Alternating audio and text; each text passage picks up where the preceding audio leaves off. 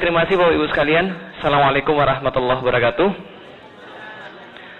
Alhamdulillahirabbil alamin wassalatu wassalamu ala asrofil anbiya'i wal mursalin wa ala alihi wa sahbihi wa man da'a bi da'watihi wa iltazama bi tariqatihi wa tarasama khutuhu jalal aqidatan islamiyatan asasan fikratih wa mikasani a'malih wa masdarani ahkamih.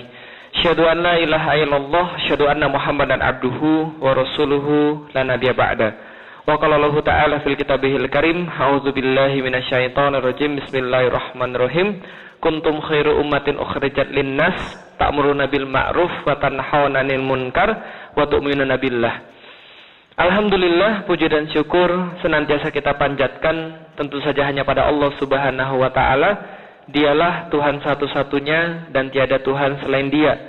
Kepadanya lah kita menyembah, kepadanya lah kita menyeru, kepadanya lah kita memohon ampun, kepadanya lah kita memohon, dan karena kepadanya jua kita akan dikembalikan pada satu saat yang tidak ada keraguan di dalamnya. Kepunyaannya segala sesuatu yang ada di antara langit dan bumi, termasuk jiwa manusia, dan mudah-mudahan kita dikembalikan kepadanya dalam kondisi manusia yang berbakti dan senantiasa bermunajat kepadanya. Amin.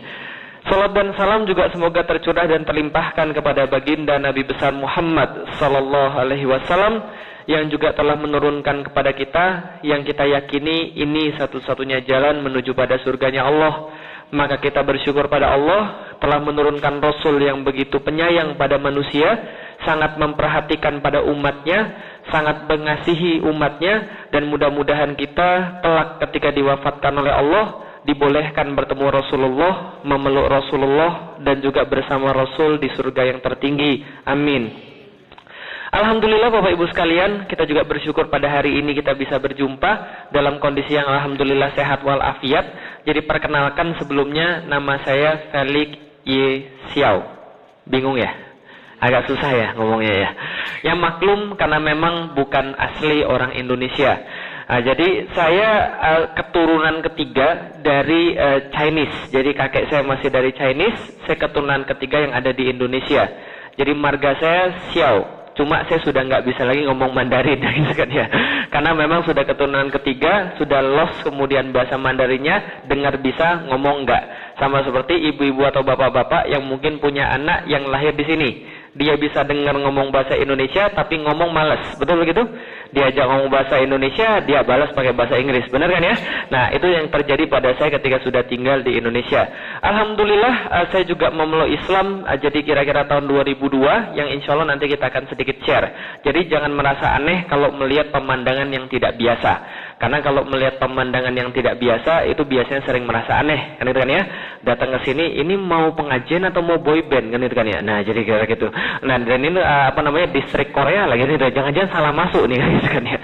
Nah, jadi inilah kemudian sedikit perkenalan Bapak Ibu sekalian, karena memang biasanya kalau orang Indonesia ngelihat yang matanya sipit itu nggak percaya kalau kemudian dia seorang yang menyampaikan agama. Karena kalau ngelihat yang mata sipit, yang kepikir apa Bapak Ibu sekalian?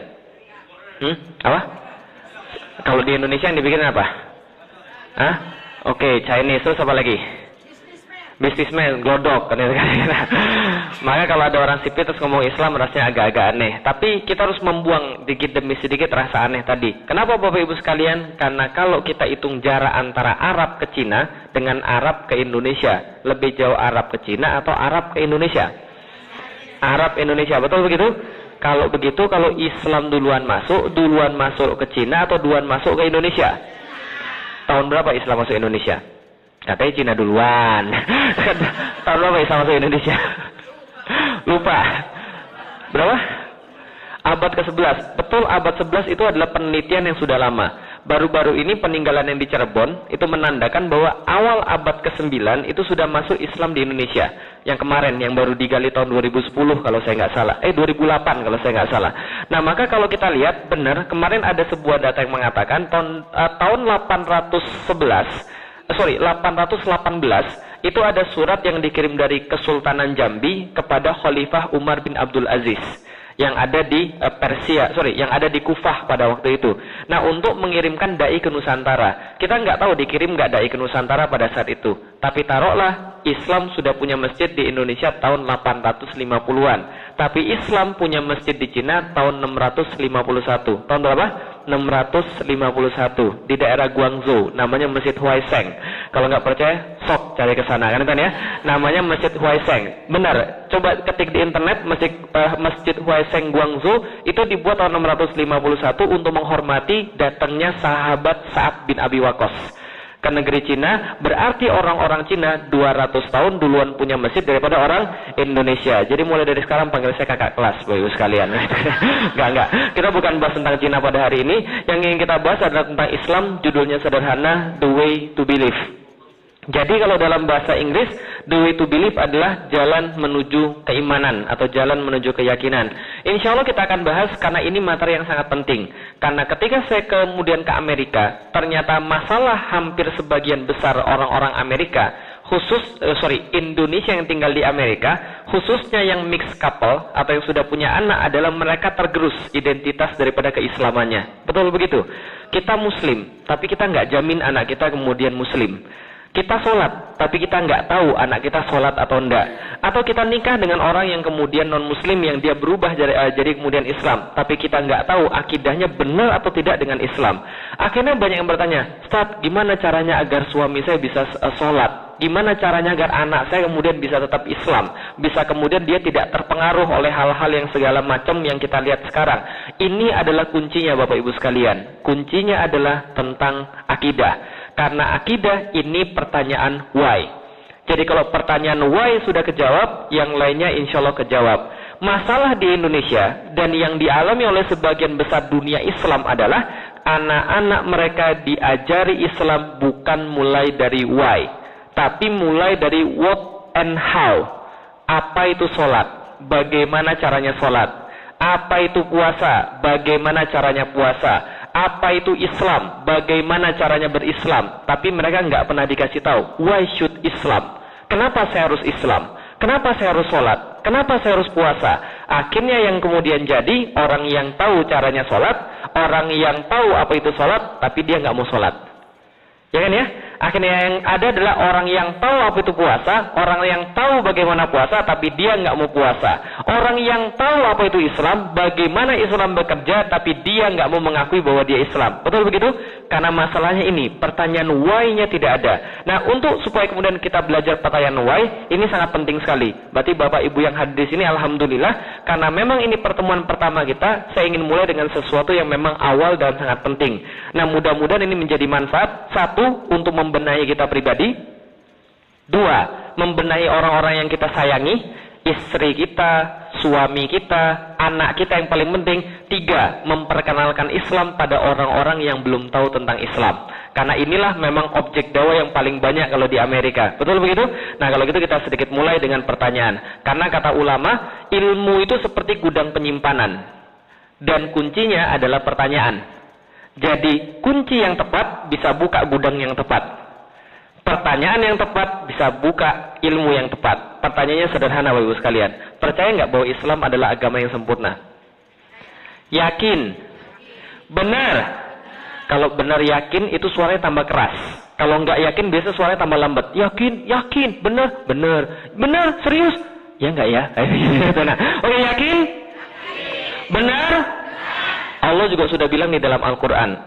Allah kemudian mengatakan dalam Al-Quran, Al-Yauma akmaltu lakum dinakum wa atmamtu alaikum ni'mati wa raditu lakumul Islam Madinah. Pada hari ini telah kusempurnakan agamaku, telah kucukupkan bagimu nikmat dariku, dan telah kuridhoi satu-satunya agama adalah Islam buat kalian. Berarti Islam adalah agama yang sempurna. Pertanyaan kedua sederhana, percaya nggak bahwa Islam adalah agama yang menebarkan rahmat bagi seluruh alam? Percaya? Yakin? Benar? Allah juga sudah bilang begitu. Wa ma arsalnaka illa rahmatan lil alamin. Kami tidak mengutus Rasul kecuali dia akan menjadi rahmat bagi seluruh alam. Berarti kalau Rasulnya saja menjadi rahmat, apalagi agama yang dibawanya. Betul begitu?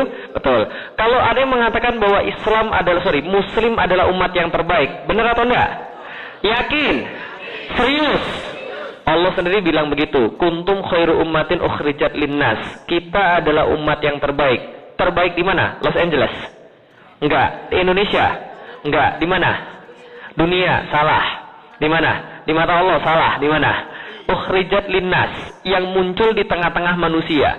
Berarti kalau seandainya manusia besok ada yang tinggal di bulan, maka kita harus jadi umat terbaik di sana. Pertanyaan berikutnya sederhana. Ternyata Islam yang kemudian dikatakan sempurna, rahmatan lil alamin, muslimnya umat terbaik. Pertanyaannya, sekarang sudah terjadi atau belum? Oke, saya tanya, yang lebih banyak nggak makan non muslim atau muslim? Yang lebih banyak nggak makan non muslim atau muslim? Yang lebih banyak nggak sekolah non muslim atau muslim? Yang lebih banyak miskin non muslim atau muslim? Korupsi non muslim atau muslim? Hilang sendal di masjid non muslim atau muslim? Saya 7 kali hilang sendal di masjid sekali. Makanya saya kemana-mana di Indonesia pakai sendal jepit. Kenapa? Supaya nggak rugi kalau hilang kan itu ya. Nah, ternyata kita lihat ini adalah kejadiannya. Berarti kaum muslim belum jadi umat yang terbaik. Pertanyaan saya sederhana. Kalau Allah bilang kita sempurna, Allah bilang kita rahmat bagi seluruh alam, Allah bilang kita yang terbaik, ternyata faktanya tidak. Berarti ada 2 kemungkinan. 1, Allah yang salah. 2, manusia yang salah. Yang mana yang benar? Manusia yang salah, karena Allah nggak mungkin salah kan ya. Pertanyaan sederhana, salahnya di mana? Ayo, karena tidak mengikuti. Ada jawaban lain? Kenapa salahnya? Karena kalau ditanya juga nggak tahu. Itu salah juga itu. Apa salahnya kira-kira? Karena tidak mengamalin, karena tidak istiqomah. Semua punya jawaban Bapak Ibu sekalian. Tapi tentu cuma ada satu jawaban yang benar. Kenapa salahnya? Kita akan lihat. Tapi sebelum kita cari tahu siapa yang salah, saya pengen cerita sebuah kisah dulu. Ini ada cerita tentang sebuah negeri yang mayoritas penduduknya adalah muslim, terbesar di dunia. Jangan salah kalau ngomong Indonesia. Indonesia sekarang sudah kalah Bapak Ibu sekalian. Indonesia yang kita tahu punya penduduk muslim sekitar 210 juta. Tapi negara ini yang baru ini, dia kemudian punya penduduk muslim 230 juta. Jadi Indonesia sudah bukan penduduk muslim terbesar lagi di dunia. Belum ada yang tahu kan? Walaupun ibu-ibu tinggal di Amerika, walaupun bapak-bapak suka buka internet dan nonton berita, jelas nggak tahu tentang negara ini. Namanya negeri bebek. Sudah pernah dengar Bapak sekalian? Belum kan ya? Nah, ini negeri bebek ini negeri yang paling baru Bapak sekalian. Dan saya nggak main-main, ini adalah bendera negeri bebek Bapak sekalian. Kisah di negeri Antabarantah. Namanya negeri bebek. Yang sebagian besar penduduknya adalah muslim Bapak sekalian. Oh stop main-main lah. Saya nggak pernah bohong Bapak sekalian. Saya bulan lalu baru datang dari negeri bebek. Dan saya berhasil membuktikan. Nah, Ibu lihat. Ini gambar istana negara di negeri bebek yang saya ambil di bulan yang lalu. Jadi saya nggak pernah bohong Bapak sekalian. Nah, ini gambar istana negara di negeri bebek. Bukan, negeri bebek Bapak sekalian. Nah, negeri bebek ini adalah negeri yang sangat kaya. Gemah ripah loh jinawi, toto tentrem kerto raharjo, ketimpo klopo ora popo. Negeri bebek ini adalah negeri yang sangat kaya. Saking kayanya negeri bebek, mereka katakan negeri ini kalau dilempar batu muncul pohon. Kalau dilempar pohon muncul hutan. Mereka katakan saking ijo royo-royonya negeri ini, mereka katakan zamrud katulistiwa. Apapun kekayaan terdapat di negeri ini. Anda mau cari emas, di atas tanah ada, di bawah tanah ada. Anda mau cari minyak, lepas pantai ada banyak, kemudian di dalam pantai juga banyak. Negeri ini adalah kemudian blessings, kemudian karunia daripada Tuhan pencipta semesta alam. Tapi kemudian Bapak Ibu kemudian berpikir, tapi kenapa namanya negeri bebek? Ada ceritanya Bapak Ibu sekalian. Negeri ini dikasih nama negeri bebek setelah founding fathers-nya ini berdiskusi, kita kasih nama apa? Akhirnya mereka bilang kita kasih nama berdasarkan orang-orang di negeri kita saja. Mereka sangat hobi ikut-ikutan. Karena itu mereka dikasih nama membebek Bapak Ibu sekalian. Belum pernah tahu bebek Bapak Ibu sekalian? Nih bebek Bapak Ibu sekalian. Jadi kalau bebek bisa ngomong Bapak Ibu sekalian, dan kita tanya bebek yang paling belakang, Bek, kenapa lo lewat sini? Bebeknya akan bilang, sorry mas, saya orang baru di sini mas. Coba tanya saya sama kakak kelas saya. Nah kalau kita tanya sama kakak kelasnya, dia akan bilang, waduh saya juga nggak tahu. Saya kesini karena depan saya juga begitu. Yang di depan juga bilang, karena depan saya juga begitu. Sampai yang paling depan, yang pemimpinnya ditanya, kenapa kamu lewat sini? Waduh saya juga nggak tahu mas. Lah kan kamu pemimpinnya. Saya juga nggak tahu. Lah kenapa kamu pilih lewat sini? Karena dari dulu sudah begitu sekalian. Mereka nggak pernah peduli arahnya kemana, walaupun tempatnya ke arah pemotongan bebek sekalian. Negeri muslim terbesar di dunia. Ketika ditanya Tuhannya siapa, jawabnya Allah. Rasulnya siapa, jawabnya Muhammad sallallahu alaihi wasallam. Tapi apa terjadi pada mereka? Sumber daya mereka 104 di antara 174 nomor 109 di antara 174 negara di dunia. Di antara orang-orang yang sekolah SMA, hanya 11% yang lanjut ke perguruan tinggi. Dengan kata lain, kalau 100 orang SMA, maka yang lanjut kuliah cuma berapa orang? 11 orang. Lalu 89%-nya ngapain? Enggak, kebetulan mereka dikarunia Allah wajah yang ganteng-ganteng dan cakep-cakep.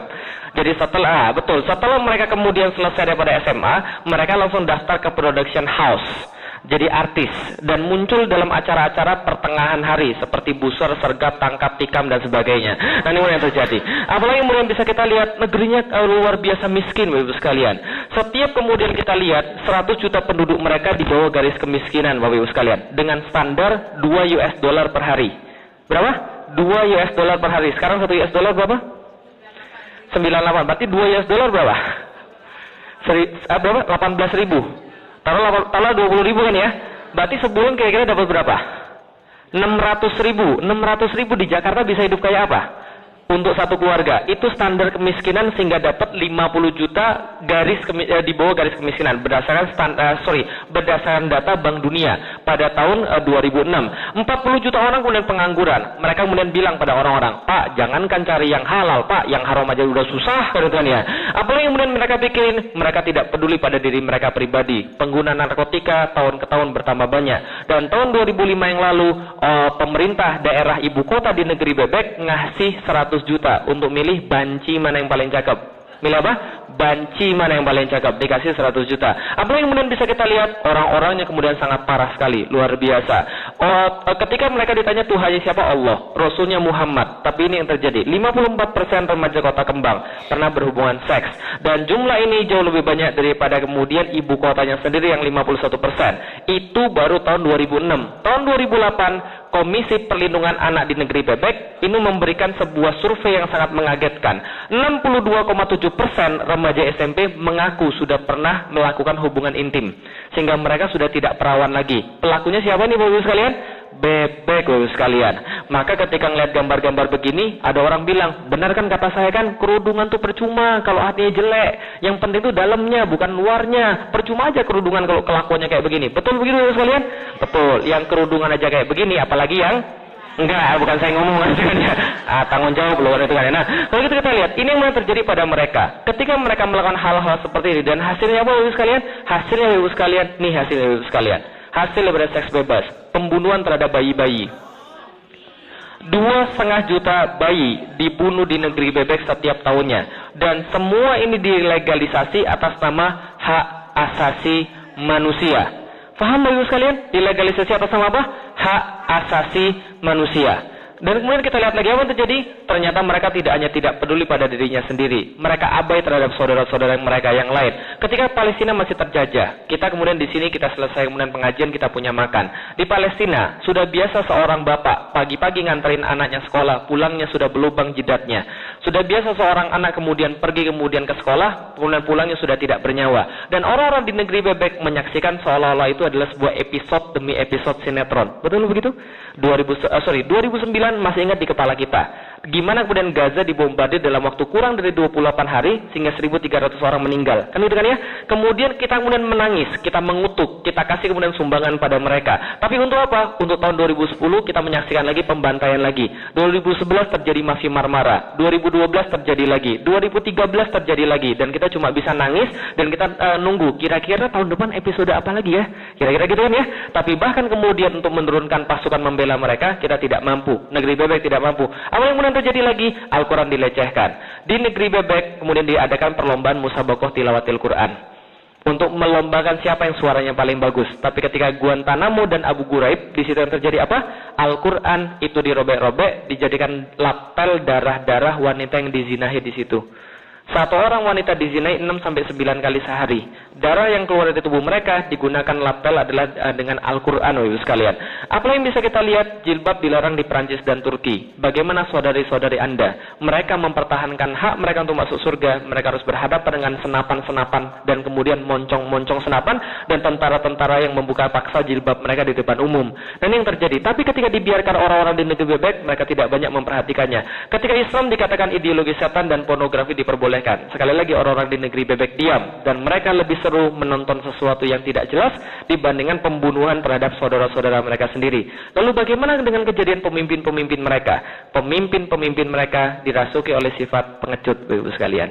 Karena mereka bahkan tidak berani ngomong, tidak berani melihat, dan tidak berani mendengar. Itu yang kita lihat di negeri bebek, Bapak sekalian, dan negeri-negeri yang lain. Pertanyaan saya sederhana, apakah negeri bebek semuanya jelek? Semuanya jelek? Enggak. Setiap lembah keburukan pasti ada lembah kebaikan. Pasti ada kebaikan. Betul begitu? Ada prestasi negeri bebek yang tidak pernah tersaingi. Belum tahu, Bapak sekalian? Ada prestasinya. Jangan putus harapan. Masih ada harapan, Bapak sekalian. Inilah prestasi negeri bebek, Bapak sekalian. Apa ini? Apa ini? Salah. Apa ini? Kuntilanak. Salah. Apa ini? Sundel bolong, bunuh diri. Salah. Apa ini? Kenalkan, Bapak sekalian. Belum tahu kan? Kenalkan. Namanya Sadako, Bapak sekalian. Siapa namanya? Sadako. Loh, kok bisa jadi Sadako? Begini ceritanya. Suatu hari ada orang Jepang main-main ke negeri bebek. Setelah dia main-main ke negeri bebek, dia bilang, negeri Anda sungguh sangat kreatif. Negeri saya yang katanya paling kreatif, itu kalah sama negeri Anda. Nah, kenapa? Dari zaman dulu sampai dengan zaman sekarang, setan di Jepang itu aja. Tapi setan Anda sangat bervariasi. Ada pocong 1, pocong 2, kuntilanak 1, kuntilanak 2, kuntilanak 3, setan Casablanca, hantu jeruk purut, kemudian susah ngesos, susah ramas, gimana? Alien vs apa, segala macam ada kemudian di negeri bebek. Akhirnya dia bilang, boleh nggak saya bawa kuntilanak 1 ke negeri saya? Dibawalah kemudian kuntilanak ke negeri Jepang, diganti nama jadi Sadako. Dibuatin film terkenal ke seluruh dunia. Sejak saat itu negeri bebek terkenal sebagai satu-satunya negeri yang berhasil mengekspor setan, Bapak sekalian. Nggak ada negeri lain yang bisa. Cuma negeri bebek yang berhasil mengekspor setan. Terus apa lagi yang kemudian menjadi prestasi mereka? Prestasi mereka setiap tahun merayakan kemerdekaan. Pertengahan Agustus biasanya dengan cara apa? Lompat karung. Pemenangnya adalah Asep. Aduh, kalau nggak lompat apa lagi? Makan kerupuk. Pemenangnya adalah Ujang. Nggak bisa kan ya? Lompat karung, makan kerupuk. Yang lain sudah pergi ke bulan, yang lain sudah bikin robot. Negeri bebek masih lompat karung, makan kerupuk. Kan ya? Ya nggak pernah kreatif. Ditanya sama Pak RT, Pak RT, kenapa lompat karung deh, makan kerupuk deh. Pak RT yang bilang, karena dari dulu sudah begitu, Ibu sekalian. Ya mbok ya sekali-kali kreatif. Gimana caranya? Ditukar, lompat kerupuk, makan karung, berani?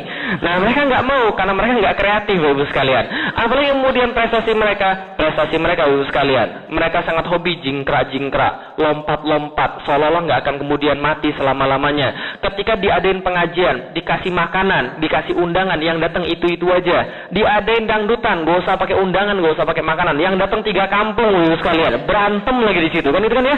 Ini kemudian bisa kita lihat. Kadang-kadang kita miris, Ibu sekalian. Kok itu bisa terjadi, Ibu sekalian? Nah, kalau gitu pertanyaannya, siapa tadi Tuhannya namanya? Allah. Rasulnya siapa? Muhammad. Tapi kenapa terjadi begitu?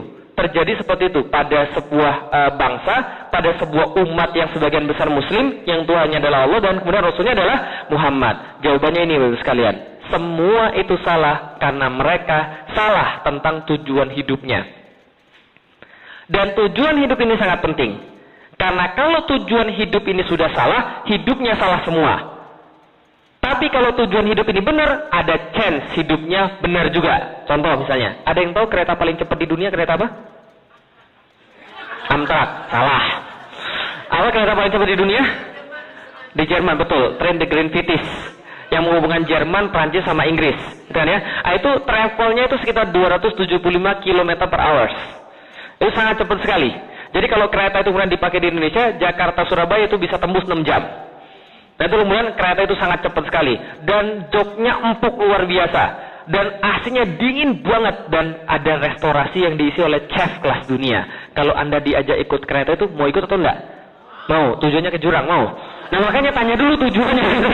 Kalau tujuannya sudah salah, Bapak sekalian, bahwa ada jok yang empuk, makanan yang enak, AC yang dingin, nggak ada gunanya. Kalau tujuannya sudah salah. Sama seperti hidup manusia. Tujuan hidup manusia, inilah yang dalam bahasa Islam kita kenal dengan nama akidah. Kalau akidahnya sudah salah, apapun nggak akan ada manfaat. Kaya salah, miskin salah. Kalau akidah sudah kemudian salah, sehat salah, sakit salah. Mau apapun salah semua, karena tujuannya sudah salah. Nah, kalau kita berbicara tentang tujuan hidup, maka setiap manusia dapat tujuan hidupnya dari 3 pertanyaan besar dalam hidupnya.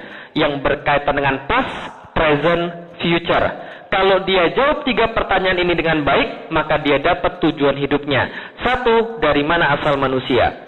2, akan kemana manusia setelah mati? Dan yang ketiga, ngapain dia sekarang di dunia? Dan inilah pertanyaan yang selalu dipertanyakan oleh siapapun orangnya, mau orang Cina, mau orang nggak Cina, mau orang kemudian Amerika, mau orang kemudian siapapun, pasti nanya pertanyaan seperti ini. Contoh, pernah nonton film The Matrix?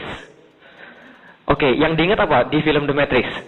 Keanu Reeves ganteng kan itu. Jangan itu yang dilihat. Apa yang kemudian yang kita lihat kemudian dalam film The Matrix itu menjawab pertanyaan dari mana asal manusia, akan kemana manusia setelah mati, dan ngapain hidup dia di dunia.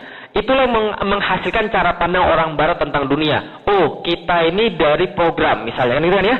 Atau kemudian kita akan kembali lagi kepada program dan kita lagi dicolok sekarang manusianya. Atau ada orang menjawab dengan cara yang berbeda. Misal orang Cina juga punya pertanyaan ini. Pernah nonton film Son Gokong Bapak Ibu sekalian? Nah, itu jawaban orang Cina tentang dari mana asal dia, reinkarnasi. Akan kemana setelah mati, reinkarnasi lagi. Jadi kalau Anda sekarang jahat, Anda bisa dilahirkan jadi babi. Kan gitu kan ya? Itu kemudian konsep reinkarnasi. Cara mereka menjawab cara ini. Karena kalau mereka sudah menjawab ini, mereka punya akidah. Dari mana asal saya? Akan kemana saya setelah mati? Dan apa tujuan hidup saya? Sekarang kita jawab bareng-bareng Bapak Ibu sekalian. Dari mana asal manusia? Dari mana? Allah. Tahu dari mana? Kayaknya ragu ngomong gitu dari Allah. Dari mana asal manusia? Allah. Tahu dari mana? Yang ngomong siapa? Al-Quran. Al-Quran itu kenapa kita jadiin kitab suci? Karena pegangnya itu. Kenapa nggak pilih yang lain? Karena kita kan muslim. Kenapa Bapak Ibu muslim? Bapaknya muslim. Kenapa bapaknya muslim? Kakeknya muslim. Bukan saya. Karena dari dulu sudah begitu. Kayak negeri bebel sekarang. Nah, kalau gitu kita lihat. Kadang-kadang kita menjawab ini tidak sempurna. Nah, oke, kalau gitu kita tanya lagi. Akan kemana setelah mati? Ingat ya, kalau jawaban pertanyaan ini nggak pasti, maka akhirnya juga nggak pasti. Akan mana setelah mati? Surga. Kata siapa? Kata Allah. Tidak. Kata ibu nggak bisa dipercaya. Kata siapa? Allah. Tahu dari mana? Al-Quran. Kenapa pencarian Al-Quran? Pedoman hidup. Kata siapa Al-Quran pedoman hidup? Kata Allah. Balik lagi, muter lagi. Oke, kalau gitu duluan bebek atau telur? Duluan bebek atau telur? Bebek. Nggak mungkin bebek kalau nggak dari telur. Nggak mungkin telur kalau nggak dari bebek atau telur duluan nih. Nah, dalam namanya kemudian Excel, Microsoft Excel itu namanya cyclic formula. Jawaban yang kemudian muter itu nggak bisa menjadikan landasan yang kuat supaya kita bisa beribadah. Dan itulah masalah di negeri bebek. Karena mereka tidak pernah menjawab kenapa mereka Islam secara sempurna. Karena itulah mereka sebenarnya masih meragukan Islam. Oke, kalau gitu saya tanya. Negeri bebek kalau ditanya Tuhannya siapa, jawabnya siapa? Allah. Tapi mereka benar-benar yakin nggak Allah itu ada? Benar-benar yakin? Oke, kalau gitu kita buktiin. Hari Jumat di negeri bebek pernah ada di situ? Pernah ke negeri bebek? Pernah. Oke, pernah. Alhamdulillah. Yang sudah pernah dijawab pertanyaan saya. Di negeri bebek hari Jumat Bapak sekalian. Kira-kira masih banyak nggak angkot yang berkeliaran ketika jam 12 siang? Yang nyetir cowok atau cewek? Cowok. Kenapa mereka nggak sholat Jumat? Orang Batak. Nggak semua orang Batak kali itu kan ya. Kenapa mereka nggak sholat Jumat kira-kira? Ngejastoran, good answer, ngejastoran. Berarti kalau pertanyaan saya sederhana, berapa setoran yang mereka bisa dapat dalam 1 jam narik angkot? Kira-kira deh, 50.000. 100.000 nggak mungkin. 20.000 aja udah alhamdulillah banget itu. Tapi taruh 50.000 kan ya. Berarti dia lebih rela, lebih ridho dapat 50.000 daripada menaati perintah Tuhan dia. Berarti dia ngaku Tuhannya Allah, tapi kalau dihadapin antara pilihan Allah dengan 50.000, dia akan pilih 50.000. Berarti harga Tuhannya 50.000 rupiah. Betul? Oke, saya punya teman gajinya 3 juta per bulan. Kerjanya translator di Jakarta. Suatu hari bosnya bilang, saya tahu kamu muslim, kamu harus sholat Jumat hari ini, tapi karena kita kedatangan tamu dari luar negeri, kamu tinggalkan sholat Jumat. Dia tinggalin nggak sholat Jumat dia? Dia tinggalin. Berarti nilai Tuhannya berapa? 3 juta per bulan. Di desa-desa lebih parah lagi. Harga Tuhan 1.325. Apa itu? Indomie sekalian. Paham desa saya? Tuhanmu siapa? Allah. Nih saya kasih Indomie. Ganti ya Tuhanmu? Ganti. Berarti harga Tuhan kita punya masing-masing. Kita punya harga Tuhan masing-masing sekalian. Jadi kira-kira mereka benar-benar yakin nggak Tuhan itu ada? Atau Allah itu Tuhan mereka? Iya, tapi seharga ada yang 50.000, ada yang 3 juta per bulan, mungkin ada yang 8 juta per bulan, ada yang 20 juta per bulan, dan sebagainya. Paham kira-kira saya sekalian? Oke, kalau gitu pertanyaan saya balik. Mau nggak ibu bapak sekalian diganti 2 ginjalnya dengan harga 500 juta? Nggak mau. Oh, mungkin karena kurang mahal ya. Sekarang saya naikin 1 miliar sepasang. Deal or no deal? Oke, kalau gitu saya naikin lagi 2 miliar. Mau nggak atau nggak?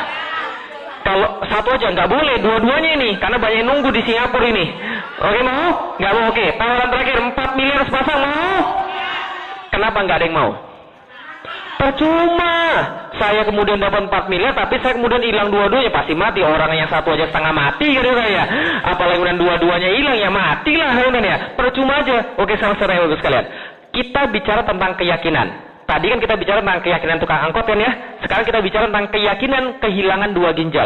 Seberapa yakin ibu kehilangan 2 ginjal pasti mati? 1-100%. Berapa kadarnya?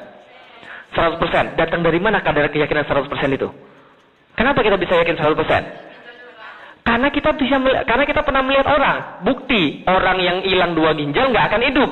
Karena kita punya bukti, muncul keyakinan.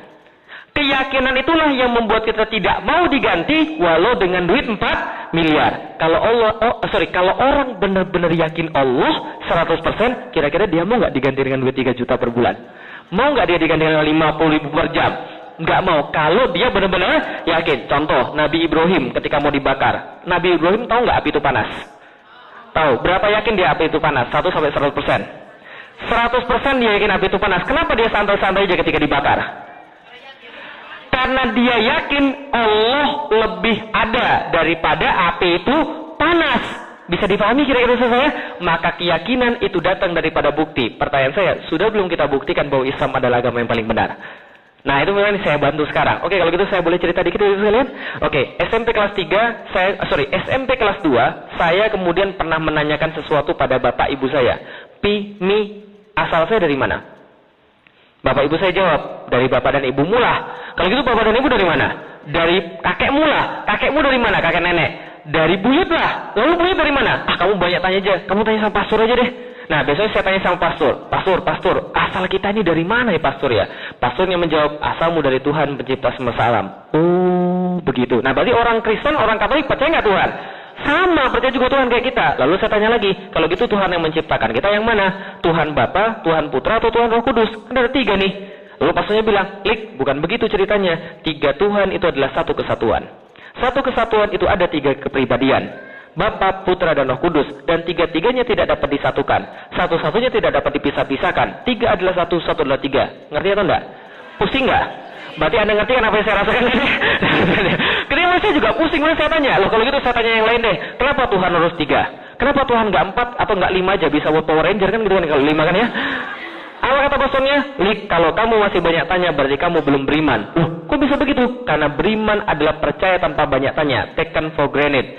Lalu kemudian ke belakang saya baru tahu, mereka mengidentikan iman itu kayak nonton kayak nonton pertunjukan sulap. Pernah nonton pertunjukan sulap? Nih lihat ya, topi saya kosong ya. Tiba-tiba merpati keluar, kelinci keluar, gitu kan ya. Nah, ini masalahnya. Masalahnya adalah apa? Jangan dipikirin, karena itu adalah iman. Akal manusia terbatas, tidak bisa sampai kepada iman. Oh, gitu. Oke, saya nggak banyak nanya lagi. Besoknya kemudian saya mendengar ketika pelajaran agama, ketika Yesus disalib di kayu salib, maka Yesus mengatakan sebelum dia meninggal, Eli Eli lama sabahtani.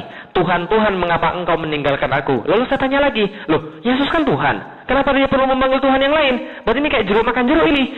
Nah, pastornya bilang apa? Kalau kamu banyak tanya, berarti kamu belum beriman. Oke, kalau gitu saya katakan it's enough. Karena kalau saya punya agama dan saya nggak boleh bertanya, lantas kenapa saya harus punya agama?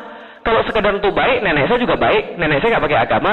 Kalau sekedar cuma untuk kemudian melakukan hal-hal yang kemudian hebat, banyak orang hebat tanpa agama dari dulu. Nah, kenapa harus pakai agama? Untuk apa agama? Saya keluar dari agama Katolik secara struktural. Secara fungsional, tapi tidak secara struktural. Maksudnya apa? Nggak pernah lagi pergi ke gereja, nggak pernah lagi ikut-ikutan hal-hal ibadah kemudian dalam Katolik, karena saya sudah nggak yakin sama sekali, tapi KTP saya masih KTP Katolik. Lah kenapa? Ngurusnya susah sekalian.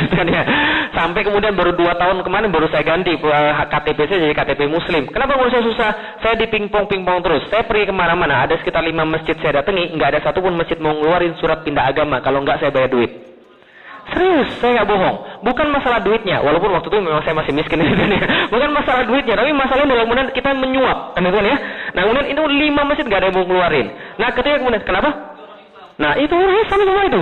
Nah itu pun nggak ada yang mau ngeluarin tanpa kemudian adanya duit. Lalu saya pikir biarin aja lah, Umar bin Khattab pas masuk Islam kan juga nggak pakai KTP kan gitu kan ya. Nah saya bilang nggak ada masalah. Nah ketika kemudian saya kemudian keluar dari agama Katolik, ketika ketika SMP kelas 2, saya nyari sendiri. Lalu dari mana asal manusia? Apa tujuan hidup manusia? Dan akan kemana manusia setelah mati? Akhirnya saya dapat inilah asal daripada manusia, Bapak sekalian. Yakin? Benar sekalian? Yang yakin sok, saya mah enggak. Lah kenapa? Karena ini adalah kemudian kebohongan. Tapi ini diajarin enggak sama anak-anak kita? Diajarin. Sekarang di sekolah mereka diajarin atau enggak? Diajarin. Jadi jangan heran pulang-pulang anak kita kemudian bilang sama kita, Mah, kita kira-kira dari monyet yang mana, Mah ya? Karena dia diajarin kemudian di sekolah manusia berasal dari monyet. Nah, ketika saya SMP sekalian, saya yakin 100% manusia asalnya dari monyet. Kenapa saya yakin? Karena guru saya bilang begitu. Saya baca buku, PhD bilang begitu, profesor bilang begitu, semua bilang manusia asalnya dari monyet. Maka saya percaya. Saking tertariknya saya pada asal manusia, saya perdalam kemudian biologi. Sampai-sampai saya diwakilkan olimpiade biologi dari sekolah saya. Nah, ketika saya semakin belajar, semakin saya merasa aneh. Kayaknya manusia bukan berasal daripada monyet deh. Nah, kenapa? Karena kalau berasal daripada monyet, maka seharusnya nggak ada monyet lagi. Kenapa? Karena teori Darwin, tulang punggungnya adalah survival to the fittest. Siapa yang fit, dia survive. Yang tidak survive, berarti mati. Kan itu kan ya? Maka kalau manusia berasal daripada monyet, semua monyet pasti sudah jadi manusia.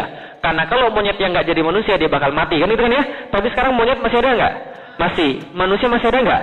Masih. Berarti manusia bukan berasal daripada monyet. Satu. Yang kedua, ini adalah gambar ikan zaman dulu. Ini ikan zaman sekarang. Ada beda nggak? Ada, ya satu punya daging, satu nggak punya. Iya, saya juga tahu. Ada nggak beda bentuknya? Nggak ada. Ribuan tahun yang lalu nggak berbeda dengan yang sekarang. Ini adalah daun zaman dulu. Ribuan tahun yang lalu. Ada bedanya nggak dengan yang sekarang? Nggak. Ini semut zaman dulu. Semut zaman sekarang apakah berubah jadi satria baja hitam? Nggak. Maka ketika semut tidak berubah, daun tidak berubah, dan ikan tidak berubah, apa yang menyebabkan kera bisa berubah jadi manusia? Nggak mungkin. Maka kalau gitu dari mana asal manusia? Saya cari lagi. Pelajaran favorit evolusi sudah lewat. Pelajaran favorit yang kedua. Asal manusia adalah dari reproduksi sekalian. Inilah asal manusia sekalian. Wah sebentar, ini kurang kompatibel berarti. Nah kalau gitu nggak apa-apa, sebentar saya puterin manual ya. Sebentar Bu ya. Allah sayang orang sabar. Nah saya puterin secara manual aja. Nah ini perhatikan Bapak sekalian. Ini apa ini Bapak sekalian? Ya udah baca, nyontek Ibu sekalian. Nah ini apa Ibu sekalian? Sperma. Nutfahnya laki-laki Bapak sekalian. Benda yang kotor, jijik, hina. Dan kita semua berasal dari sini. Betul begitu? Oke, pertanyaan saya sederhana. Sperma dibuat di mana? Di sononya mana? Dibuat di mana Ibu sekalian? Bapak-bapak ada yang tahu? Dibuat di dalam tubuh laki-laki. Ya kan? Pertanyaan saya sederhana. Ibu-ibu nggak usah jawab, saya mau tanya bapak-bapak dulu. Pak, sperma kan dibuat dalam tubuh kita nih. Pertanyaan saya sederhana. Ada gunanya nggak bagi kita? Ada. Buat tambah kuat? Enggak. Buat tambah ganteng? Enggak. Tambah pintar? Enggak. Berarti sama sekali enggak ada gunanya bagi laki-laki. Betul begitu? Pertanyaan saya sekarang, apa guna sperma? Satu-satunya guna sperma, sole purpose daripada sperma adalah masuk dalam tubuh perempuan untuk menghasilkan individu yang baru. Kan itu kan ya? Itu satu-satunya guna sperma. Pertanyaan saya sederhana. Dalam sejarah perspermaan, pernah nggak ada cerita sperma keluar dari tubuh laki-laki, lalu survei dalam tubuh wanita, lalu balik lagi dalam tubuh laki-laki? Pernah nggak? Nggak ada. Berarti kita bisa asumsikan bahwa sperma nggak tahu apapun tentang kehidupan di tubuh perempuan. Betul begitu? Oke, saya pertama kali ke Amerika. Pertama kali ke Los Angeles. Wajar nggak kalau saya kemudian nggak tahu apapun tentang Amerika? Wajar nggak? Wajar kan ya? Sama kayak ibu-ibu pas datang sini kan kayak orang udik juga kan ya? Nah, tapi yang pengen saya kasih itu adalah sperma walaupun tidak pernah pergi ke tempat tempat amunan perempuan, walaupun itu satu-satunya tujuan dia tahu 100% tentang tubuh perempuan. Apa yang dia tahu? Saya kasih tahu. Saya kasih tahu dalam tubuh perempuan. Tubuh perempuan itu punya racun yang namanya racun asam.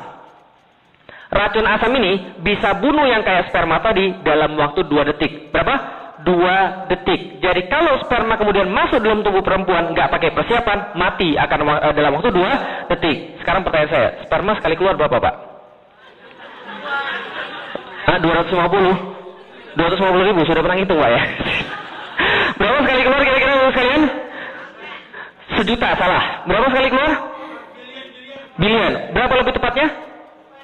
2 juta, salah. Sekali keluar rata-rata laki-laki normal rata-rata keluar sperma, satu kali keluar 500 juta. 500 juta yang kayak tadi. Sekali keluar rata-rata 500 juta. Pertanyaan saya sederhana. 500 juta itu kemudian pas masuk dalam tubuh wanita, pasangan dia itu, oke tuh, 1, 2, 3, 4, 5, 6, 7, 500 juta, serbu. Pasukan pertama mati, pasukan kedua mati, pasukan ketiga mati, keempat mati, kelima mati, karena racun tadi kan. Yang paling belakang mundur. Nah, dia takut. Dia bilang, sebentar, kita jangan ikut sana. Dia ambil sampel racunnya, kemudian dia bilang, lapor Pak, saya balik lagi Pak, kita gagal untuk menembus wanita. Ini gara-gara racunnya kayak begini. Kita teliti, kita bikin penawar, dan kita balas dendam. Apakah yang begitu yang terjadi? Enggak. Yang terjadi adalah ketika sperma 500 juta itu masuk dalam tubuh perempuan, dia sudah bawa penawar racunnya masing-masing. Pertanyaan saya sederhana, dia nggak pernah ke sana, tahu dari mana dia bakal menemui racun? Tahu dari mana dia sudah membawa penawar racun yang sesuai dengan dosis yang tepat dan dengan macam yang tepat? Tahu dari mana? Itu yang masih saya tanyain sampai dengan sekarang. Dan tidak hanya halangan itu yang dia alami, tapi ada halangan yang kedua. Cewek punya 2 pabrik, pabrik sebelah kiri, pabrik sebelah kanan. Keluarnya sel telurnya cewek itu 2 bulan sekali sebelah kiri, 2 bulan sekali sebelah kanan, gantian. Jadi kalau 1 bulan sekali keluar, kalau nggak dibuahi jadilah mens. Kan itu ya? Pertanyaan saya sederhana, di mana ketemunya sperma dan ovum? Di mana ketemunya sperma dan ovum? Hah?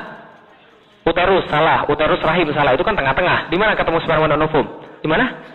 Di lorong sebelah kiri atau di lorong sebelah kanan. Jadi kejadiannya adalah sperma masuk dalam tubuh perempuan, dia jemput dulu ke lorong sebelah kiri dan lorong sebelah kanan, baru dia balikin lagi ke rahim, baru kemudian dia ditanam di situ. Oke, kalau gitu pertanyaan saya sederhana. Pernah nggak mendengar sperma tersesat Ibu sekalian? Oke, jadi gini kan ya, tadi kan sudah melewati halangan racun kan ya, serbu, sudah lewati racun. Yang paling depan bilang, sebentar Pak. Kenapa? Ini ada 2 lorong, kiri sama kanan. Kita pilih mana Pak? Oke, kalau gitu kita berhenti dulu, kita rapat dulu. Gitu. Nah setelah rapat yang paling pertama bilang, gini Pak, kita gini aja Pak. Kan ada 2 kemudian lorong nih, 50-50 aja Pak. 50 ke kiri, 50 ke kanan. Oh jangan, saya nggak setuju kalau 50-50. Nanti ada yang nggak dapat. Oh gimana usul Anda? Saya usul Pak, kita SD audience saja Pak. Atau kalau friends kalian, gitu kan ya. Nggak akan terjadi begitu Ibu sekalian. Tapi tatkala mereka masuk dalam tubuh perempuan, mereka langsung menuju pada satu titik yang mereka kemudian nggak pernah salah. Sebentar, ini harus kemudian di manual lagi, di override manual sebentar. Sabar ya, Allah sayang orang sabar sebentar. Nah, ini kemudian ketika mereka masuk dalam tubuh perempuan, mereka langsung menuju pada satu titik tunggal yang mereka tidak pernah salah. 500 juta itu berlomba jadi yang paling cepat, paling kuat, paling hebat. Yang paling cepat, paling kuat, paling hebat jadi Bapak Ibu sekalian. Berarti Bapak Ibu itu sudah pilihan dari 500 juta. Jadi jangan minta yang lebih lagi. Coba hidung saya lebih mancung, coba bibir saya lebih seksi. Enggak, terima kasih itu. Kalau yang masuk nomor 2 bisa jadi lebih jelek lagi daripada itu kan. Nah, kenapa mereka bisa tahu orang yang tepat? Mereka bisa lomba 500 jutanya. Seolah-olah mereka tahu orang yang tepat. Kenapa bisa begitu? Mereka tahu orang yang tepat karena mereka sudah SMS-an. SMS dikirim. Nah, SMS diterima loh sekalian. Nah, ini mulai terjadi. Nah, kenapa bisa begitu? Coba bayangkan. Tahu dari mana sperma? Ketika mereka masuk dalam tubuh perempuan, mereka ngeluarin antena. Loh, keluarin antena, Zat? Keluarin antena dalam arti yang sesungguhnya. Dan pertanyaan kedua, kapan gantian nomornya Bapak Ibu sekalian? Dari kemudian ketika saya belajar ini, apa yang saya yakini? Yang saya yakini adalah jangan-jangan Tuhan ini ada. Loh, kok jangan-jangan Tuhan ini ada? Karena saya tidak bisa menjawab pertanyaan ini. Maka kemudian saya jawab, jangan-jangan Tuhan ini ada. Kenapa? Karena tidak mungkin semua itu terjadi secara kebetulan. Hebat ya manusia ya? Takjub ya kita sama manusia ya? Kenapa kita takjub pada manusia? Mereka sudah bisa pergi ke bulan. Mereka sudah bisa buat komputer, mereka sudah bisa buat kemudian wireless dan sebagainya. Tapi mereka nggak bisa jawab, kenapa sperma bisa ketemu dengan ovum? Paham kita selesai sekalian? Maka saya jawab, jangan-jangan Tuhan ini ada. Lah kenapa jangan-jangan Tuhan ini ada? Setelah keluar dari agama Katolik, saya nggak percaya Tuhan. Nah kenapa? Tuhannya sudah mati di kayu salib, saya nggak perlu Tuhan. Gitu kan ya? Kayak Nietzsche bilang, the God is dead. The God is dead. Kan ya? Maka orang-orang muda kebanyakan berpikir begitu. Karena agamanya nggak masuk akal, mereka keluar daripada agama. Termasuk orang-orang Amerika banyak seperti itu. Sama kayak saya dulu. Saya keluar daripada agama karena agama nggak masuk akal. Tapi setelah mikir begini, jangan-jangan Tuhan ini ada ini. Oke, kalau gitu kita lihat lagi. Ini gambar apa Ibu sekalian? Salah, semut. Nah, untung ada ahli perkutuan di situ. Ayo ada gambar apa nih sekalian? Kutu Ibu sekalian, bukan kecoa. Kutu Ibu sekalian. Nah, ini kalau gitu kita lihat lagi. Ini juga gambar kutu. Tapi lebih tepatnya ini adalah kutu anjing Ibu sekalian. Pernah lihat kutu anjing? Belum. Kutu manusia udah pernah lihat? Nah, kutu manusia segede kutu anjing. Tapi kutu anjing punya kehebatan daripada kutu manusia. Dia bisa lompat 3 kali lipat daripada panjang tubuhnya. Jadi kalau kutunya segede begini, dia bisa lompat 300 kali lipat Monas. Paham maksudnya? Dia bisa lompat 300 kali lipat Monas. Kalau Anda punya kekuatan kaki kutu, Anda bisa lompat 300 kali lipat Monas. Pertanyaan saya sederhana, pernah nggak dengar kutu patah kaki? Kalau jadi tinggi, nggak pernah kan ya? Oke, kalau gitu kita lihat, itu baru kutu sekalian. Ini hewan apa lagi nih kalau gitu kita lihat? Apa ini? Kura-kura, salah. Kodok, salah. Wah, ibu ini nggak lulus TK nih. Masa ini kodok? Oke, kalau gitu kita lihat. Ini sekalian perhatiin baik-baik. Yang berlapis-lapis ini kulitnya kutu yang tadi. Berarti ini apa ini? Kutunya kutu sekalian. Kutunya kutu. Perkenalkan, dia hidup juga, dia makan juga, dan dia bisa lompat juga. Jijik ya kita lihatnya ya. Jangan jijik dulu sekalian. Masih banyak gambar-gambar yang lain. Ini apa sekalian nih? Gambar bumi. Nih, bumi paling gede. 6,5 miliar manusia bergantung dari sini. Indonesia. Tanah airmu. Enggak, tanah airku maksudnya. Ini bukan negeri bebek ya. Indonesia. Dan kemudian 6,5 miliar. Mars, Merkurius, Pluto, Venus. Venus kemudian yang kedua terbesar daripada bumi. Pertanyaan saya sederhana. Apakah bumi yang paling besar? Enggak. Ada saingannya Bapak sekalian. Ini planet Jupiter. Dibandingkan dengan bumi, ini kemudian gede Jupiter. Kalau diadu kira-kira menang siapa Bapak sekalian? Oke, pertanyaan bodoh, stupid question. Yang menang pasti adalah Jupiter. Ada yang lagi yang lebih besar daripada Jupiter. Tadi kita takjub melihat bumi, kan itu ya? Luas banget, tapi ternyata kecil banget dibandingkan Jupiter. Kita takjub lihat Jupiter, tapi ada yang lebih besar lagi daripada Jupiter. Apa itu? Matahari. Berapa besar matahari dibandingkan bumi? Berapa kali lipat? Ada yang tahu? 70, 80, 100, hitung sendiri. Inilah kemudian matahari bisa dibandingkan dengan bumi. Mana matahari? Nih, buminya mana? Tuh, udah jadi upil. Jadi kalau tadi Anda ngetawain kutunya kutu, sekarang kutunya kutu ngetawain Anda juga. Karena Anda juga sama kecilnya kayak mereka. Tuh coba lihat tuh. Ini matahari bila dibandingkan dengan bumi. Selama ini kita merasa hebat, paling punya segala-galanya. Tapi kita nggak ada apa-apa yang dibandingkan dengan matahari. Matahari sebesar ini, kira-kira dia yang paling besar atau enggak? Ada yang lebih besar lagi, Bapak sekalian. Ini adalah bintang Sirius, bintang Polus, dan bintang Arcturus. Ini bumi nih. Tusan, bumi, matahari. Buminya mana? Ada nggak buminya? Ada. Kelihatan nggak? Nggak, semua yang Anda nggak bisa lihat itu nggak ada. Ya, jadi bukan berarti kita nggak bisa lihat, lantas itu nggak ada. Oke, kalau gitu kita lihat. Inilah kemudian matahari, Sirius, Pollux, dan Arcturus. Apakah Arcturus yang paling besar? Tadi Anda kagum melihat matahari, sekarang kagumnya pindah ke sini. Ini adalah kemudian bintang yang lebih besar daripada bintang Arcturus. Arcturus, bintang Betelgeuse, dan bintang Antares. Mataharinya mana? Buminya mana sekalian? Oke, pertanyaan sederhana. Apakah ini yang paling gede? Kalau kita lanjutin terus 2 bulan nggak selesai-selesai. Tapi yang pengen saya sampaikan Bapak-Ibu sekalian, barang-barang kayak begini ada yang jauh lebih besar miliaran kali daripada dia. Dan jumlahnya ratusan triliun. Di dalam alam semesta kita ini. Di Milky Way saja, di alam semesta kita saja, itu sudah jumlahnya miliaran. Dan coba bayangin, miliaran, triliunan, yang kayak begini, yang gede-gede begitu, itu seliweran satu sama lain, tapi nggak pernah tabrakan satu sama lain. Coba bayangin begini, bumi dan segala isinya, termasuk kita yang lagi pengajian di sini, dan berikut siklus, kemudian hidrolisis, siklus cuaca, siklus cahaya, topan yang ngantem Oklahoma yang tadi, dan mulai kita dengar itu, segala macam yang kemudian terjadi di bumi, dia muter bumi ini. Ketika dia muter, dia bawa bulan muter sama dia. Di saat yang sama, bumi dan bulan ini muter lagi sama matahari. Matahari bawa 8 planet yang lain yang sama kayak dia. Di saat yang sama, matahari juga muter sendiri dan juga muter lagi. Dan miliaran, triliunan kayak begitu, muter. Nggak pernah tabrakan satu sama lain. Hebat nggak sekalian? Oke, bayangin begini. Ada perempatan, utara, selatan, timur, barat. Masing-masing 100 mobil 100 km per jam. Apa kemudian lewat shot begitu? Nggak mungkin. Maka betul, itulah yang namanya Tuhan pasti ada. Karena ada seorang matematikawan menghitung tentang alam semesta dan dia menghitung berapa kemungkinan Tuhan tidak ada. Atau berapa kemungkinan seluruh ini terjadi secara kebetulan. Dia dapat angka 1/10⁻⁰ Ada yang guru matematik? Algoritma? Yang jago algoritma, berapa ini angka 1/10⁻⁰ Oh, benar itu. Bukan unlimit sebenarnya. unlimited nol. Nah, berarti itu adalah mendekati nol. Artinya adalah apa? Oke, saya pengen jelaskan. Itu jawaban kemudian matematikanya. Tapi ingin saya jelaskan jawaban orang desonya yang lebih mudah dimengerti. Oke, saya kasih tahu. Kalau kemungkinannya 1/2, artinya apa? Setengah, artinya di antara 2 tembakan 1 kena. Dengar ya? Kalau 1/4, di antara 4 tembakan 1 kena. Berarti semakin banyak yang bawah semakin nggak mungkin kan ya? Oke, kalau gitu kita lihat. 1/10 pangkat 10 pangkat 1, 2, 3. Abaikan sepernya, kita urusin ini dulu. 10 pangkat 10 pangkat 1, 2, 3. Kalau 10 pangkat 5 berapa? 100.000. Kalau 10 pangkat 2?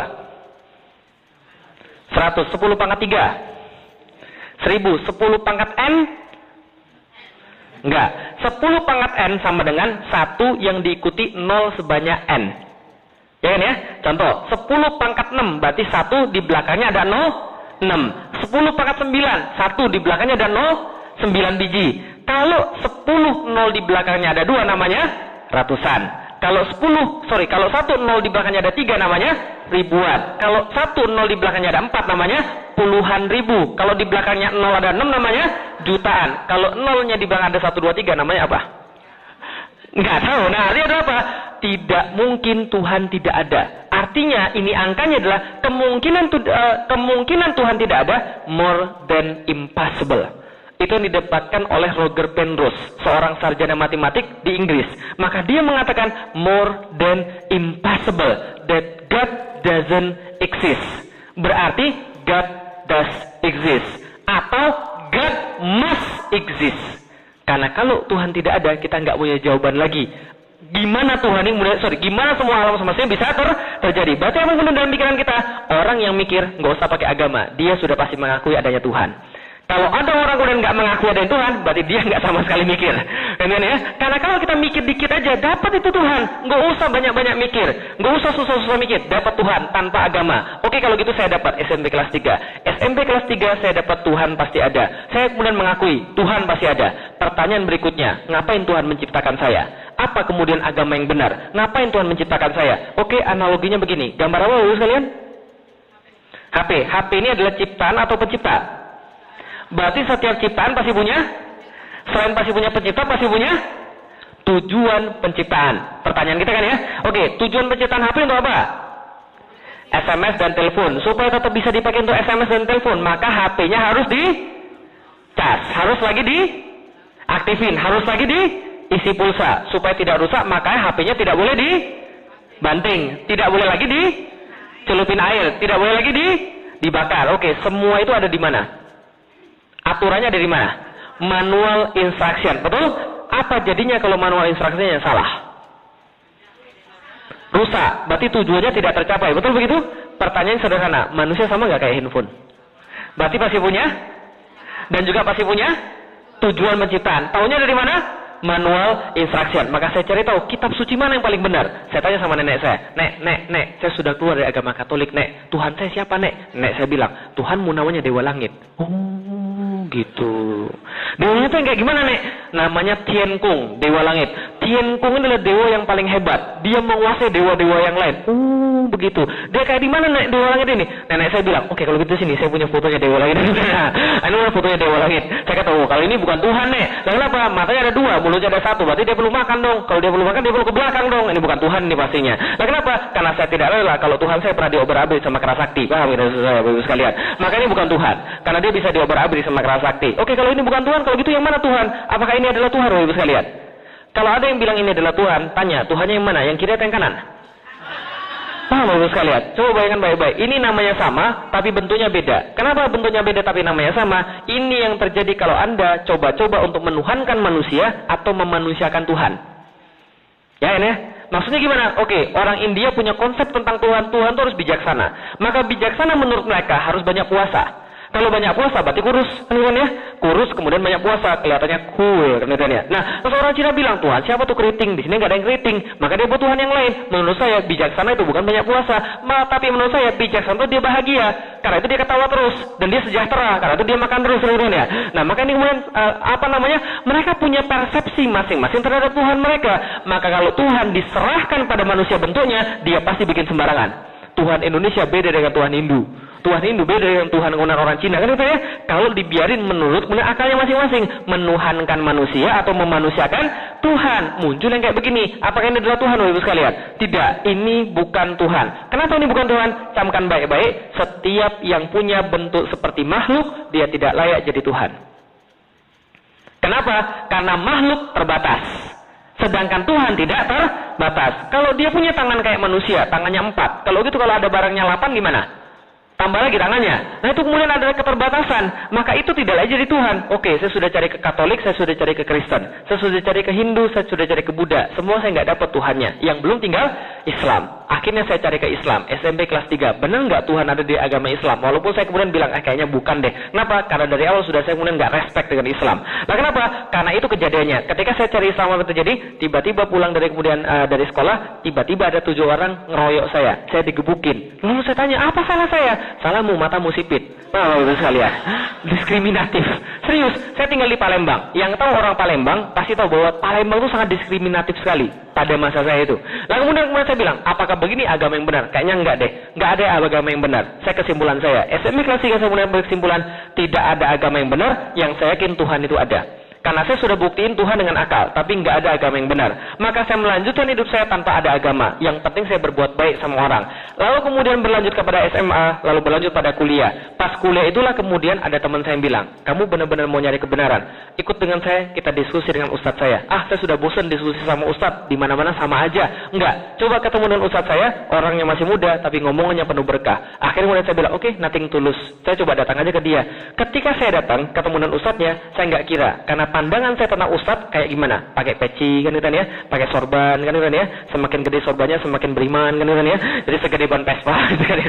Jadi kemudian apa yang kita dengar tentang ustadz? Kemudian udah tua, jenggotan, kemudian pakai baju jubah dan ngomong angker kan ya. Assalamualaikum warahmatullahi wabarakatuh kan ya. Jadi soalnya begitu. Ternyata saya ketemu adalah seorang anak muda dan dia tidak hanya paham tentang agama tapi dia paham tentang kehidupan. Dan kemudian dia mampu menjelaskan segala macam fenomena-fenomena yang ada.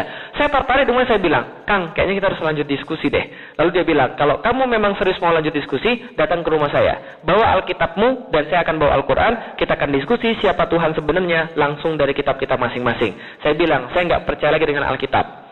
Jadi kita bahas saja tentang Al-Quran, kita akan lihat siapa Tuhan yang sebenarnya. Oke, minggu depan saya datang ke rumah dia, dan ini adalah ayat yang dibacakan pertama kali pada saya. Zalikal kitabu la raiba fi hudalil muttaqin. Kitab ini tidak ada keraguan di dalamnya, petunjuk bagi orang-orang yang bertakwa. Pertama kali saya mendengar ayat ini, saya langsung bilang pada ustadznya, Kang, kalau gitu kitab ini salah.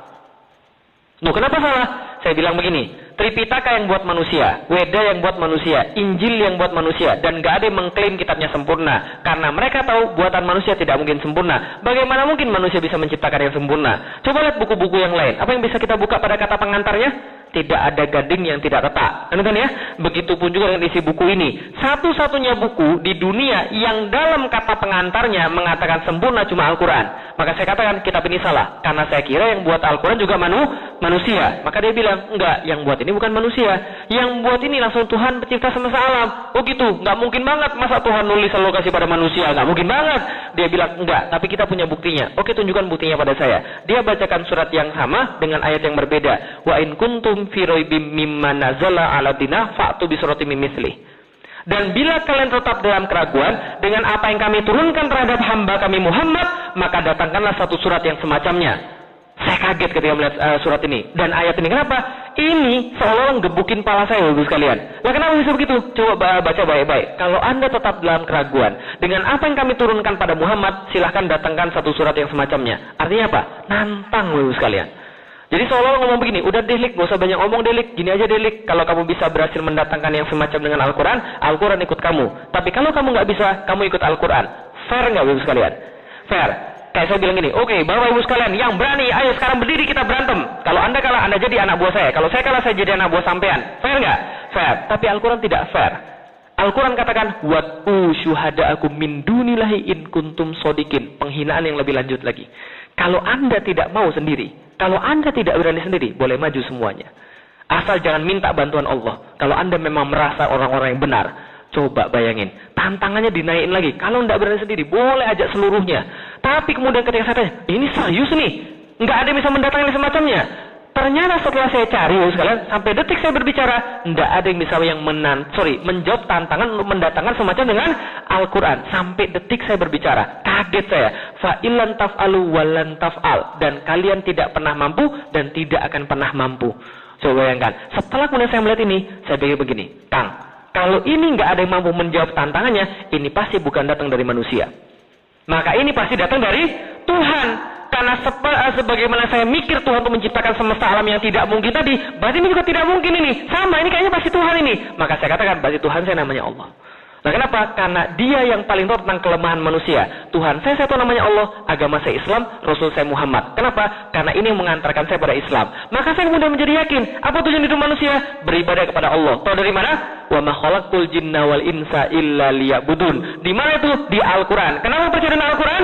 Karena tidak ada yang bisa mendatangkan yang semacamnya. Selesai. Tidak lagi muter-muter lagi. Betul begitu? Berarti kita itu kemudian beriman karena kita lemah. Karena Al-Quran melemahkan kita. Makanya mukjizat itu bukan artinya miracles. Jangan salah. Mukjizat itu asal katanya ajaza. Artinya lemah. Berarti mukjizat itu yang membuat orang itu merasa lemah di hadapan dia. Itulah Al-Quran itu. Gitu maksudnya. Nah, berarti ketika kita melihat bahwa tidak ada lagi pertanyaan. Kenapa manusia lemah? Ya karena manusia nggak bisa apa-apa. Karena itu dia perlu Allah. Paham gak ya sesuai sekalian? Nah kalau itu akan mana selamati? Kembali lagi pada Allah. Kata siapa? Allah. Di dalam mana? Al-Quran. Ayat mana yang bilang begitu? Kok lupa? Ada mana yang bilang itu? Inna lillahi wa inna ilaihi rojiun. Itu ayat Quran itu. Nah maka kita kembali lagi pada Allah. Tapi Allah kemudian kasih tahu kita bahwa tidak hanya kembali, kita akan dihisab berdasarkan aturan yang diberikan pada kita. Inilah yang namanya akidah Islam. Keyakinan 100% bahwa ada Tuhan pencipta semesta alam yang dia buktikan dengan akal dan itu menghujam sehingga dia tidak bisa nafikan lagi. Setelah itu kemudian dia buktikan bahwa Tuhan itu adalah Allah dan dia tahu dia akan kembali pada Allah sure 100%. Dia yakin 100% dan dia yakin ketika dikembalikan bahwa dia akan dihisab oleh Allah berdasarkan apa? Aturan-aturan yang Allah berikan tatkala dia dikasih ke dunia. Contoh, ada di sini karyawan? Semua karyawan. Ketika Anda kerja di karyawan, pas mau kemudian ngantor, sebelum ngantor, ketemu bos, habis interview, suruh tanda tangan kontrak kan udah sekalian kan ya? Di kontraknya ada aturan-aturan. Betul begitu? Contoh, masuk kerja jam berapa? Jam 8. Ternyata ketika sudah Anda kemudian sudah tanda tangan masuk kerja jam 8, Anda besok masuk jam 9. Apa yang terjadi? Supervisornya enggak jahat banget tulisannya. Enggak ada sebuah gitu. Langsung dikeluarin. Enggak, pertama-tama dikasih apa dulu? Warning. SP1. Dek, besok jangan telat lagi ya. Ini peringatan pertama buat kamu. Besoknya malah datang jam 11 dulu sekalian. Apa itu jadi? SP2. Ini peringatan kedua buat kamu. Kalau kamu lakukan lagi, kamu akan dapat SP3. Masih lagi kemudian besok telat lagi. Apa yang terjadi? SP3. Tolong kamu cari bos yang lain saja. Kita nggak bisa lagi mengakomodasi Anda. Betul begitu? Sama kayak kita nggak dengan Allah. Sama tatkala kita diturunkan ke dunia, kita disuruh tanda tangan surat kontrak. Masih kan nggak surat kontraknya Pak? Bukan syahadat. Apa surat kontrak? Tatkala kita turun ke dunia. Alastu bi rabbikum. Ini kan ya? Apakah aku adalah Tuhan kalian? Kita jawab apa? Bala syahidna. Kami tanda tangan. Iya, kami akui kamu adalah Tuhan saya. Allah turunkan kita ke dunia. Oke, nih saya kasih nih aturan-aturan. Biar kamu nggak salah di dunia. Biar kamu tetap bisa tujuannya tercapai. Kayak HP tadi kini. Kami kasih kemudian manual instruction supaya Anda baik di dunia. Anda nggak salah. Anda nggak miskin. Anda nggak rusak di dunia. Ternyata kita abaikan. Kita nggak pakai. Apa yang Allah lakukan? SP1 banjir sekalian. Semalam tuh banjir lagi di Jakarta tuh. Ini ya. Macet total selama 7 jam. Nah apalagi kemudian masih nggak mau tobat lagi, bikin maksiat lagi dia, nggak mau pakai aturan. Apalagi yang Allah kasih? SP2 tsunami. Masih nggak mau lagi? SP3 gempa bumi. Untung Allah baik, nggak langsung dipecat, suruh cari Tuhan yang lain kan gitu ya. Kalau suruh cari Tuhan yang lain repot juga kan ya. Tapi kita dikasih SP4, SP5, SP6 sampai kita mau sadar. Allah katakan, "Zaharal fasadu fil barri wal bahri bima kasabat aydin nas." Sesungguhnya kerusakan di daratan, kerusakan di lautan, yang semua kita ceritakan termasuk di negeri bebek, gara-gara Anda berpaling daripada Allah. Allah cuma merasakan sebagian daripada kerusakan yang Anda buat agar Anda mau kembali kepada Allah. Coba bayangkan, itu kemudian yang menjadi masalahnya. Tapi ternyata kita nggak sadar-sadar. Maka inilah kemudian namanya akidah. Why? Kenapa harus Islam? Jelaskan ya? Oke, ini materinya. Selesai. Ada pertanyaan, silahkan. Jelaskan ya? Jadi kalau berislam itu sekarang harus jelas. Lah kenapa? Karena memang ini kemudian jawabannya. Gitu. Jadi kita pede itu bukan karena kekuatan kita, justru karena kelemahan kita. Saya masuk Islam tahun 2002. 3 minggu kemudian saya bilang sama bapak ibu saya masuk Islam. Ngamuk mereka. Terus mereka bilang, ngapain kamu masuk Islam? Kamu tuh orang Cina, tahu nggak? Cina tuh nggak bisa masuk Islam, ya. Pokoknya gitu-gitulah. Nenek saya bilang, kamu boleh masuk agama yang lain asal jangan Islam, ya. Pokoknya Islam tuh bukan Islam, Cina tuh bukan Islam pokoknya. Nah saya katakan, enggak, ini kemudian ini. Oke, mereka marah. Terus mereka bilang gini, kamu tuh belum tahu tentang agama Katolik. Kalau kamu tahu, kamu pasti akan balik lagi ke agama Katolik. Saya bilang begini, ibu bapak saya, mami papi saya dulu adalah sekuler. Dulunya sekuler. Mereka tuh dulu nggak mau nganterin saya ke gereja. Saya ke gereja sendirian, tau nggak ibu sekalian. Dan di masa saya, orang yang kemudian orang Cina naik angkot tuh aneh. Ya, orang yang tinggal di Palembang ya, orang Cina naik angkot tuh aneh. Kenapa? Kena todong. Jadi kalau mereka bisa naik angkot tuh aneh. Saya sampai naik angkot tuh pergi ke gereja untuk nyari siapa Tuhannya sebenarnya. Ketika kemudian mereka nggak bisa memuaskan dan kemudian mereka bilang begitu, saya bilang oke lah gini deh, mami dan papi bawa aja semua susu dan pastor, datengin ke rumah, kita diskusi tentang Islam. Mereka bawa Alkitab, saya bawa Al-Quran. Kalau mereka bisa membuktikan, mereka bisa membuktikan ada yang salah dalam Al-Quran, saya balik lagi ke dalam agama Katolik. Tapi kalau saya bisa membuktikan ada yang salah di situ, mereka masuk Islam. Mau nggak? Nggak mau, ya sudah nggak jadi gitu. Nah kenapa? Karena masalahnya, karena kita yakin karena kita punya Al-Quran, maka Al-Quran itu satu-satunya kitab yang bisa masuk akal sekalian. Karena itulah saya masuk Islam, karena saya berpikir, bukan karena yang lain. Karena di dalam Al-Quran, satu-satunya cara Allah bolehkan untuk beriman itu cuma dengan berpikir. Gak boleh dengan cara yang lain. Kenapa? Karena Allah di dalam Al-Quran, ratusan ayat nyuruh kita berpikir agar kita beriman pada Allah. Coba cari dalam Al-Quran. Semua ayat yang nyuruh berpikir pasti dikaitkan dengan keimanan. Sebaliknya, ayat yang orang tidak mau berpikir pasti dikaitkan dengan kekufuran. Coba cari dalam Al-Quran. Maka satu-satunya cara beriman adalah dengan berpikir. Suatu hari saya pernah diwawancarai oleh sebuah media di Indonesia. Mereka tanya, Ustaz kenapa masuk Islam? Saya katakan, saya masuk Islam karena saya berpikir. Oh bukan itu Ustaz. Maksudnya ada nggak event-event khusus? Kejadian-kejadian spiritual, fenomenal. Yang membuat Ustaz masuk Islam? Nggak ada. Oh enggak Ustaz. Misalnya melihat cahaya atau melihat mimpi. Enggak ada. Saya bilang, kenapa? Saya bilang begini, kalau saya masuk Islam gara-gara dengar azan, besok kalau saya dengar yang lebih bagus, saya akan keluar dari agama Islam. Kalau saya masuk Islam gara-gara saya mimpi, besok saya mimpi yang lain, saya akan pindah dari agama Islam.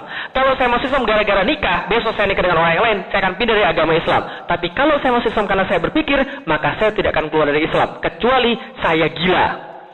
Bapak Ibu sekalian, sudah hilang akalnya, baru saya bisa keluar lagi dari Islam. Tapi kalau sama saya berpikir, akal saya akan selalu menuntut saya pada Islam. Maka agama Islam itu kemudian memuliakan akal. Agama yang lain nggak boleh pakai akal. Gitu kan ya? Makanya Martin Luther bilang begitu. Kalau agama kita dipikirin, rusak kita. Karena agamanya mentok. Itu maksudnya. Tapi kalau agama Islam dipikirin, tambah cemerlang dia. Alladzina yazkurunallah qiyama wa qu'uda wa ala junubihim. Yang mengingat Allah ketika dalam keadaan berdiri, duduk, dan kemudian berbaring. Yang kemudian berpikir tentang penciptaan Allah. Ma khalaqta hadza batilan. Benar, enggak ada yang sia-sia penciptaan Allah. Subhanaka faqina azabannar. Maha suci engkau, dan jagalah kami dari api neraka. Tapi orang-orang yang masuk neraka dikaitkan dengan yang tidak berpikir. Wal qadarna li jahannama katsirun minal jinni wal insi lahum qulubu la yafqahuna biha. Telah masuk banyak orang dalam neraka. Banyak daripada golongan jin dan manusia. Gara-gara kenapa? Mereka Allah kasih akal, mereka enggak mau pakai untuk berpikir. Gitu kan ya? Semua yang dalam Al-Quran juga kita untuk berpikir. Maka kalau kita berpikir, kita dapat Islam. Itu masalahnya sekarang. Jadi tugas kita adalah bagaimana caranya memberikan ayat-ayat kauniyah ini atau ayat-ayat kemudian yang di dalam Al-Quran itu untuk kemudian mereka sadar bahwa Tuhan pasti ada. Maka Imam Syafi'i mengatakan seorang anak yang baru balik, yang sudah mukallaf, kewajiban orang tuanya bukan maksa mereka Islam, tapi kewajiban orang tuanya menuntun mereka berpikir agar mereka tahu Tuhan mereka adalah Allah. Mereka menemukan itu dengan akalnya mereka. Itulah namanya ma'rifatullah. Karena Imam Syafi'i begitu. Oke, ada yang tanya silakan. Jam berapa nih? Udah hampir 10. Oke, satu pertanyaan atau dua pertanyaan silakan. Ada mungkin? Boleh Pak. Dua pertanyaan boleh, silakan. Karena saya sudah dibatasin waktunya. Karena sorry Bapak Ibu sekalian, sebelum saya jelasin dulu, karena memang saya itu memang kalau ngisi itu memang tipenya bukan tipe pelari maraton, tipenya sprinter. Jadi kalau kemudian saya ngisi, energi saya langsung habis gitu kan ya. Nah sehingga kemudian saya harus kemudian agak lebih banyak kemudian istirahat. Jadi kayak gitu. Oke, kalau ada pertanyaan silakan. Ada? Boleh? Silakan. Sama yang belakang nanti satu. Silakan Ibu. Boleh. Oh saya nggak tahu tuh. Nanti saya nggak boleh pulang dari KJRI. Oke silakan. Ya boleh. Saya berapa bersaudara? Oke, itu aja. Oke, terima kasih. Baik, tentang keluarga ya. Oke, itu aja. Boleh?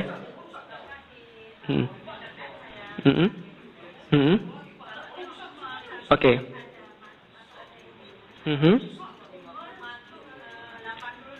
Ya.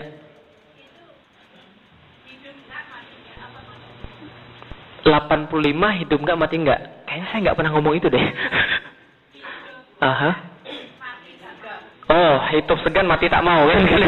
Oh ya, saya ingat. Ketika saya menceritakan tentang Muhammad Al-Fatih. Oke, baik, terima kasih. Ada yang lain? Oke, silakan nanti sama Bapak, silakan. Kita kumpulin dulu semua. Waalaikumsalam warahmatullahi wabarakatuh.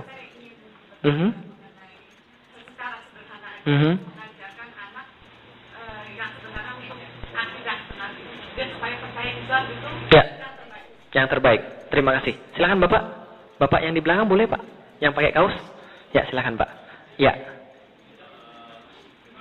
Ya.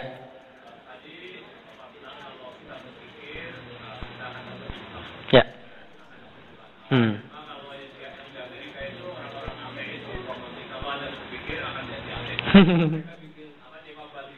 That's right. Religion is for people who are too lazy to think. Itu kan kata mereka kan ya? Saya tahu semua karena saya pernah ateis. Oke. Jadi menurut Bapak maksudnya apa? Pertanyaannya? Pertanyaannya yang benar yang mana?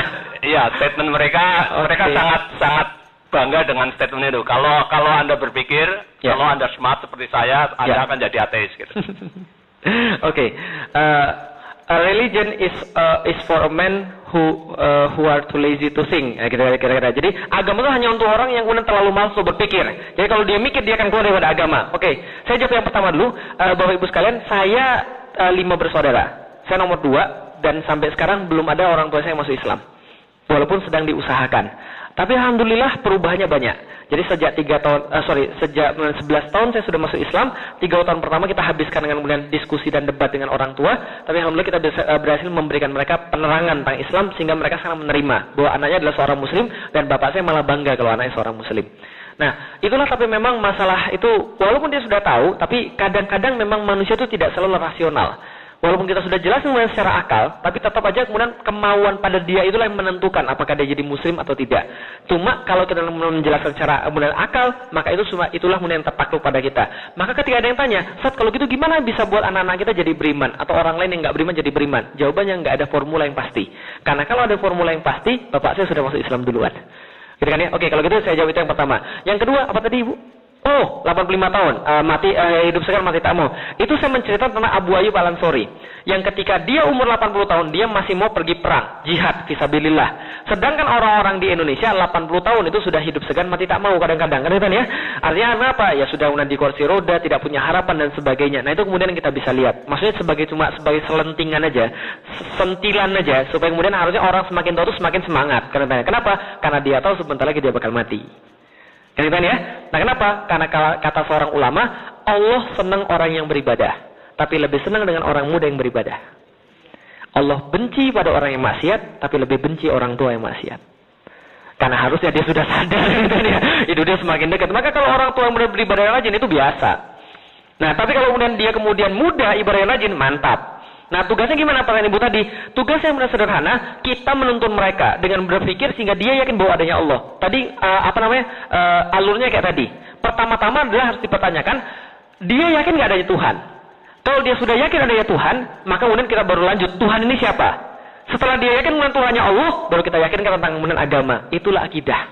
Pertanyaannya, why? Kenapa kamu harus Islam? Nah, alurnya tadi, kamu percaya nggak sama Tuhan? Oh, saya nggak percaya sama Tuhan deh. Kayak bapak tadi, itu untuk orang-orang malas mikir aja. Oke, kita buktiin. Saya jawab pertanyaan bapak tadi. Orang-orang yang bilang begitu, itu baru sampai pada tingkatan kedua. Karena gini, tahu nggak apa yang membuat Barat bangkit dan membuat Islam hancur? Apa yang membuat Barat bangkit dan Islam hancur, tahu? Jawabannya satu, meninggalkan agama. Karena agama mereka, betul, itu megang agama Kristen, bikin mereka kemudian dump. Bikin mereka kemudian bodoh. Lah kenapa? Karena agama itu membatasi kemudian sains. Nanti besok saya cerita tentang religion and resurrection. Agama dan kebangkitan. Maka ketika mereka keluar daripada agama Katolik, langsung kemudian mereka melejit. Kita ninggalin agama ikut-ikutan, mati. Gitu loh. Nah, jadi kalau agama mereka betul itu. Tapi kalau agama kita enggak sama sekali. Karena agama kita justru suruh mikir, tapi agama mereka nggak boleh mikir.